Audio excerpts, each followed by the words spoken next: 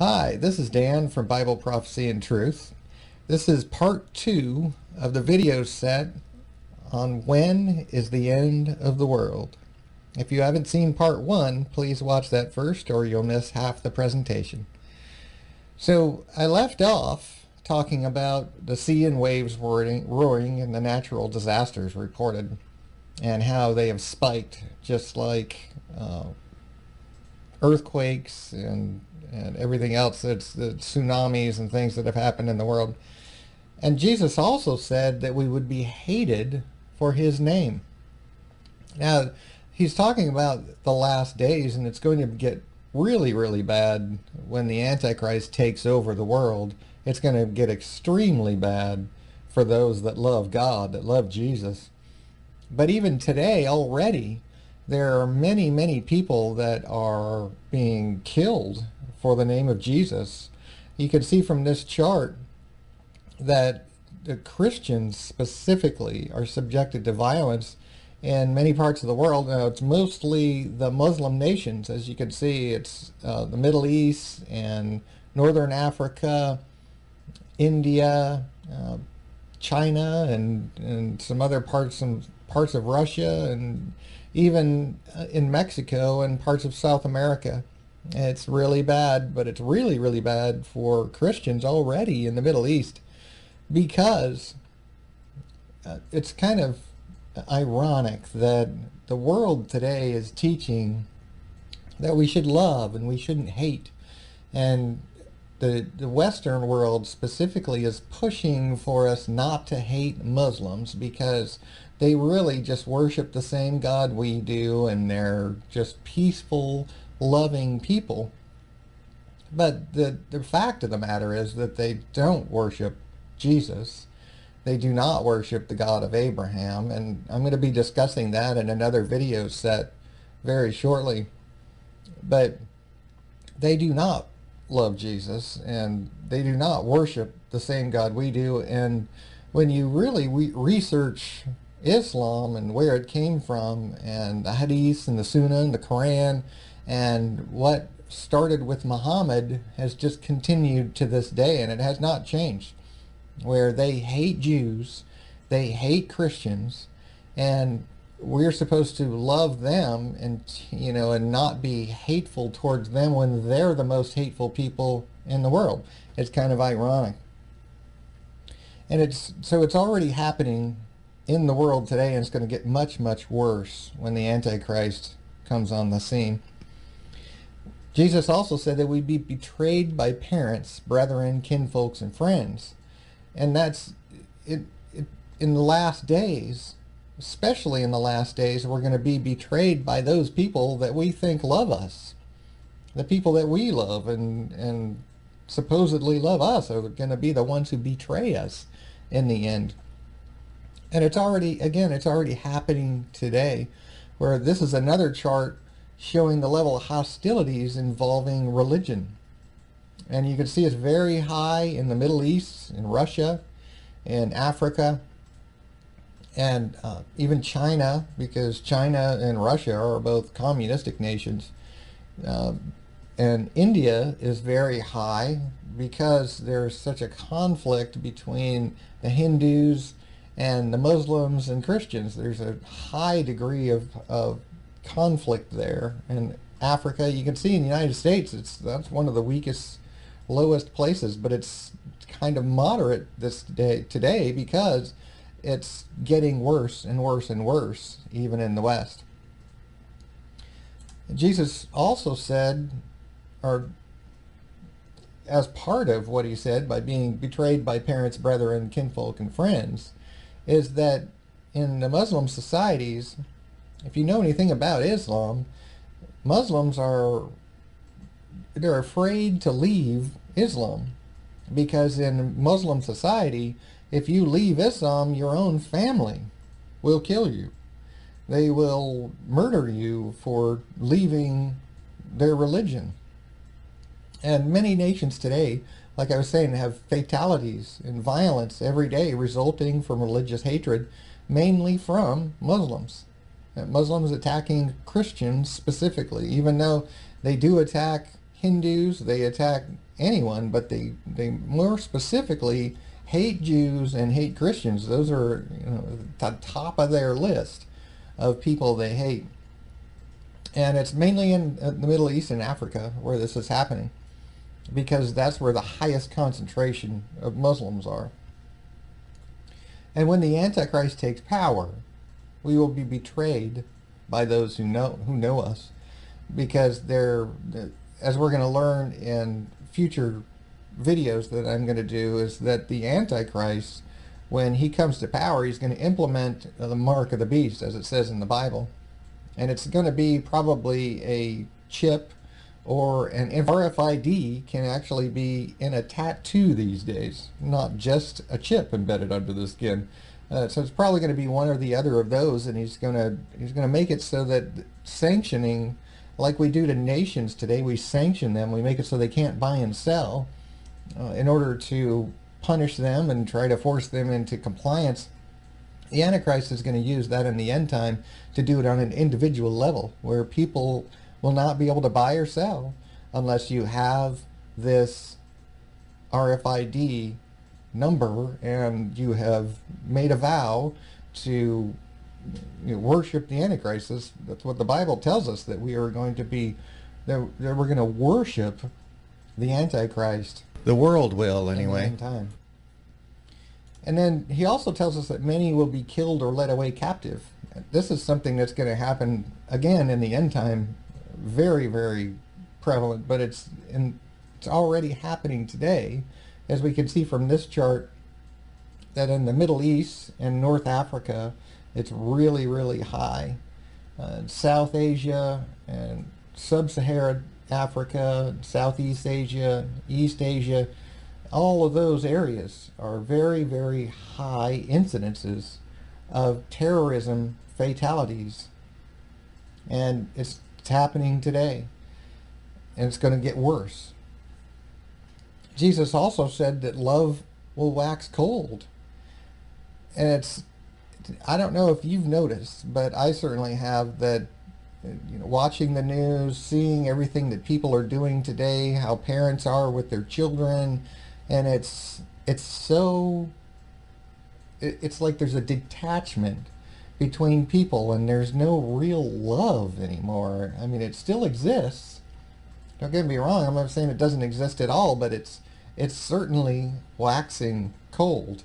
It's getting to a point where parents just don't, they leave their children to fend for themselves. They show less and less love. They don't spend any time with them. Their kids are raised by the school system and their friends, and it's just getting worse and worse and worse. And it's exactly what Jesus said would happen. And then what Jesus said, that when we see the abomination of desolation spoken of by Daniel the prophet, what this event is when the Antichrist takes over the world. The abomination of desolation is when the Antichrist sits in the temple of God claiming to be God. Is what Paul told us. And that's going to be in the middle of the final 7 years. And when this event happens, Jesus said that that's when there will be great tribulation. It's called the time of trouble in the book of Daniel. And it will be the return, the day of Christ, will be as the lightning flashes across the sky. As I said before, it's not going to be a secret event. It's going to be something that everybody sees. And they that endure to the end shall be saved.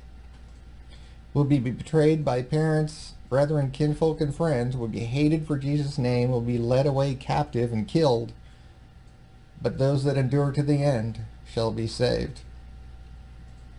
And as it says in Luke 21, so likewise ye, when ye see these things come to pass, know ye that the kingdom of God is nigh at hand.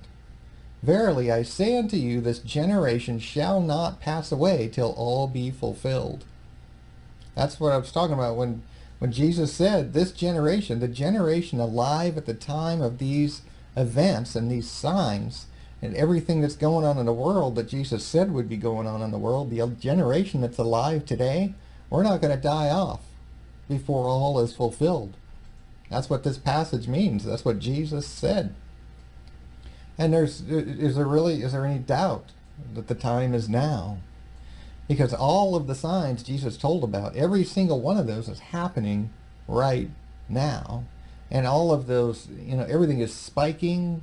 Everything is happening right now. And he said, when we see these signs, this generation shall not pass away. And like I said, it's not the generation that was alive 2,000 years ago. That's obvious because they all passed away. He's talking about the signs, the generation that's alive when these signs come to pass, which is us.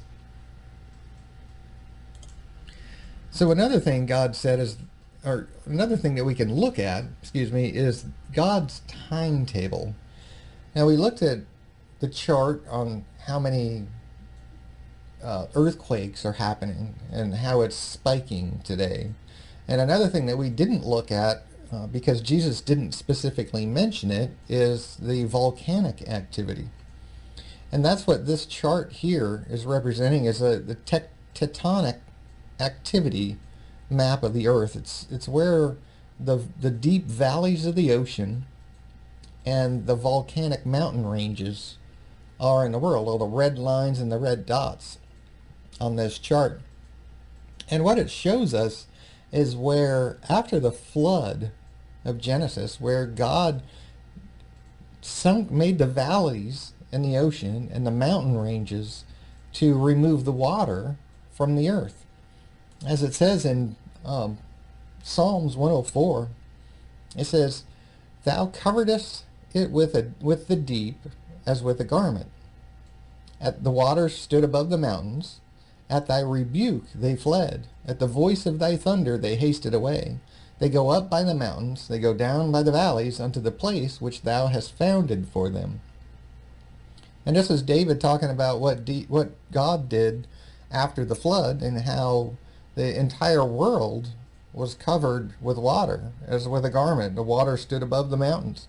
And when God caused the water to go away, he caused the valleys to sink in the oceans and the mountain ranges to rise up, in order for all the water to go off of dry, and for dry land to appear. And the phrase "go up by the mountains and down by the valleys" means to rise up and sink down into the place where God had founded for them. So that map shows where God caused the deep valleys and the mountain chains to remove the water from the flood.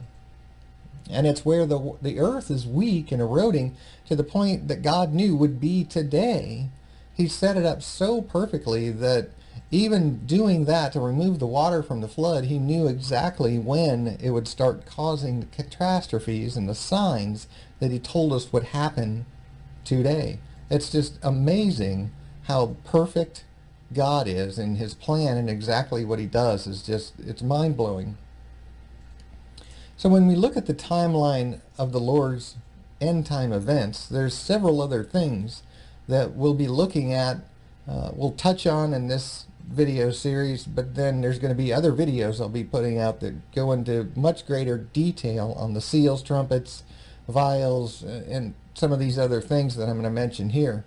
Like the fourth seal, that's in the world right now, and we're going to take a look at that just briefly, but then I'm going to do another series on the seals, the 7 seals, and talk about it in more depth. The fourth trumpet is another one. We're right on the cusp of the 3 woes, which is where God sends a warning to the world. The final 3 trumpets are going to be very bad on the world. It's going to be a horrible time when those 3 trumpets blow. And the sixth trumpet specifically, because that's going to be, as I talked about before, World War III. The 6th trumpet war is going to kill 1/3 of mankind. And so 2 billion people are going to die in that war. It's going to be a very horrific event. It's certainly a woe unto the people of the earth. And another thing is that prophecy can be seen clearly today. I'll talk about that in a minute. And the mark of the beast is something that is actually a possibility. The Jewish temple is ready for rebuild. Knowledge will increase. And the days since the creation in God's timing. I'm going to talk a little bit on each one of those subjects. The first one, the four horsemen of Revelation, the fourth seal, is we're given a record of it in Revelation 6 and in Zechariah 6. And the pale green horse of Revelation 6 is the same as the grizzled and bay horses of Zechariah 6. And in Revelation, the name of the horseman is Death, and hell follows him. And he's given power over a fourth part of the earth to kill with the sword, with hunger, and with the beasts of the world. In Zechariah, it tells us that this horseman is a spirit over a certain part of the world. And this spirit goes south, and he's also kind of treading to and fro throughout the earth. Now, if we look at Islam and how it meets the criteria for those things that the green horse and the grizzled and bay horses of Zechariah, that the color of Islam was green. That was Muhammad's favorite color. The horse went south, and when you look at this map in the upper right corner, you can see how the greatest concentration of Islam is in southern Asia and in Africa. It definitely went south. And it was given power over a fourth part of the world. If you look on the lower left, the Muslims of the world in 2015 are 24.1%. They grew from 1.48 billion in 2008 to 1.8 billion in 2015. And now in 2018, they're getting very, very close to exactly a fourth part of the world. And it was given power to kill with the sword, with hunger, and with the beasts of the world. And if you look at this map of the world's hungry, and where the hungriest people are, where the worst famines are, is in Africa and India in the south, where this horse goes. And we're going to, like I said, we're going to talk a lot more about that, Islam and the seven seals, and more about Islam and its mirrored prophecies of the Bible and where Islam is in the Bible in another video. And then the trumpets, there's world wars, nuclear explosions, exponential acceleration of events. The first four trumpets and prophecies of wars in the last day are what the trumpets are. It appears that we are in the days of the fourth trumpet. And very shortly I'm going to have a video series on the seven trumpets, where I'm going to go into great detail on what those are. Talking about world wars, World War I, World War II, nuclear explosions, exponential acceleration of events. Those are all things that were prophesied in the trumpets in the book of Revelation, and we're going to study that in another series. It's just one of the things to talk about the timing of things that are going on right now. We're right in the midst, we're right in that place where we can see the seals have been opened. We can see them in progress and what's going on. We can see the trumpets that have blown already, and where we're at in those trumpets and in the timeline. Also the three woes, the fifth, sixth, and seventh trumpet. We're waiting for those right now. The sixth trumpet, like I said, is going to be World War III, almost certainly. And the seventh trumpet is going to be the wrath of God. That's the final event that happens. And I'm going to show you in another video series where the seventh trumpet, the sixth seal, and the seventh vial are really all the same thing. The seals, trumpets, and vials all start at one place, different times, but they all end at the same time with the same event. And we'll talk about it in great detail in another video series. So when we talk about prophecy and the timing, there's a few other things that we can consider. And one is that in Daniel 12, it says that they that understand among the people shall instruct many. It said the words are closed up and sealed until the time of the end, is what God told Daniel. And what that means isn't that the words are closed up and sealed forever. It means that they won't be able to understand them until the time of the end, which is now, which is why we can understand these signs and the prophecies that God gave us so clearly today. Another one is that the Jewish temple is ready for rebuild. It's one of the prophesied things in Revelation where we know that the Jewish temple is going to be rebuilt, and it's going to be in the end time when it's done. And the Antichrist is going to sit in the temple claiming to be God. And he's going to cause the sacrifice and oblation to cease as the Jews are going to rebuild the temple, and they're going to begin resuming animal sacrifices. He's going to cause that to stop. In Daniel 12, it also says that knowledge will increase in these last days. And if we put that together with prophecy, it can be seen clearly today.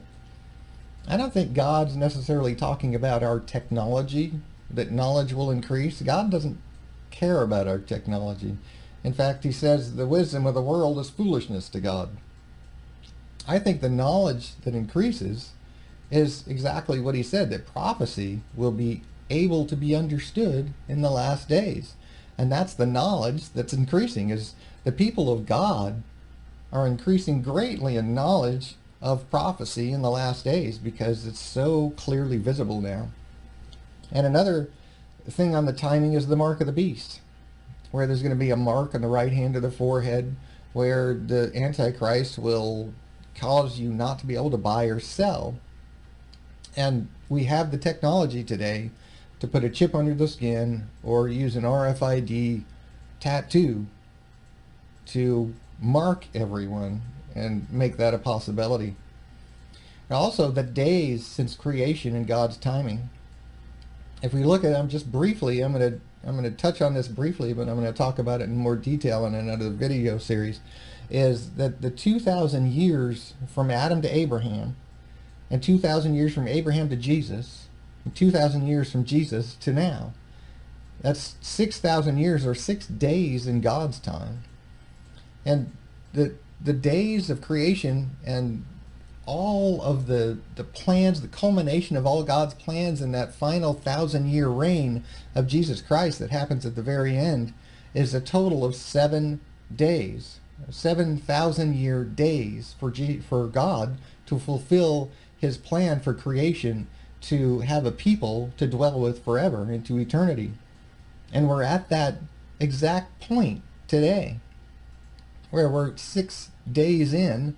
The last day is that 1,000-year reign after Christ returns. So we're right at the point in God's timing where we're there. We're right there. So again, when we see these signs, this generation shall not pass away till all things be fulfilled. That's what Jesus said. Again, there's really no doubt that the time is now. And that's the end of this video. Look for my new series coming out very soon, where I'm going to be talking about the seals, the trumpets, Islam and the Bible, and many other things. Lord bless you.